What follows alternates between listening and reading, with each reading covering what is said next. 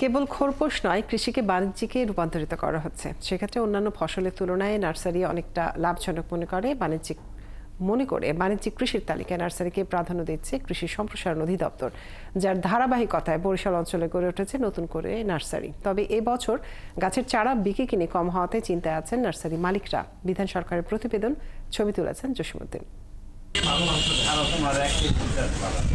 এই অঞ্চলের বিভিন্ন নার্সারিতে ফলদ, বনজ এবং শোভাবর্ধন মিলিয়ে নানা প্রজাতির চারা মেলে। ক্রেতার প্রয়োজনে আবার চারা বিদেশ থেকে নিয়ে আনেন নার্সারি মালিকরা। 150 প্রকারের ফল গাছ আছে আমাদের এখানে, আমরা নিজেরাই উৎপাদন করি।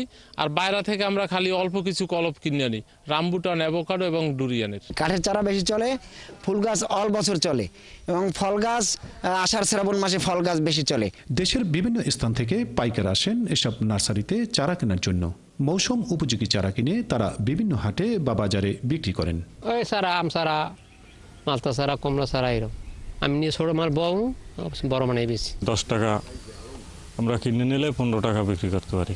এখন বর্তমান কাঠের চারা, চাম্বল, রেন্ডি, মেহগনি এগুলো বেশি চলে, ফল চারা একটু কম চলে। এদিকে নার্সারির মালিকরা জানান, বর্তমানে মজুরির পাশাপাশি মাটি সার সহ বিভিন্ন উপকরণের দাম বেড়ে গেছে। অন্যদিকে সরকারিভাবে চারা কেনা বন্ধ রয়েছে, এতে টিকে থাকা দায় হয়ে উঠেছে। নার্সারি করতে যে টাকা খরচ হয়, একটা কিষানের মূল্য 600-500 এর নিচে নাই।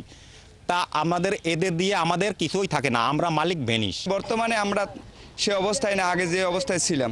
বিগত 16 বছরে আমাদের এই নার্সারি শিল্প থেকে কোনো চারা, কাঠের চারা, ফলের চারা কোনো চারা টেন্ডার হয় নাই, কারণ এই আওয়ামী লীগ সরকার কোনো চারা কেনে নাই। কৃষি সম্প্রসারণ অধিদপ্তরের অতিরিক্ত পরিচালক বলেন, লাভ বেশি হওয়ায় কৃষকের অবস্থা পরিবর্তনে নার্সারি বড় ভূমিকা রাখবে এবং বাণিজ্যিকভাবে নার্সারি গড়তে সবাইকে উৎসাহিত করা হচ্ছে।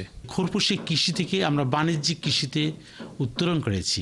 সেক্ষেত্রে নার্সারি হতে পারে আগামী দিনে আমাদের আয়ের বড় রকম উৎস এবং কৃষকের আর্থসামাজিক উন্নয়নে এই নার্সারি যথেষ্ট অবদান রাখবে, এটা আমার বিশ্বাস।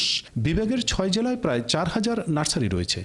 সেখানে বছরে 6 থেকে 650 কোটি টাকার কেনাবেচা হয়। বিধান সরকার, 71, বরিশাল।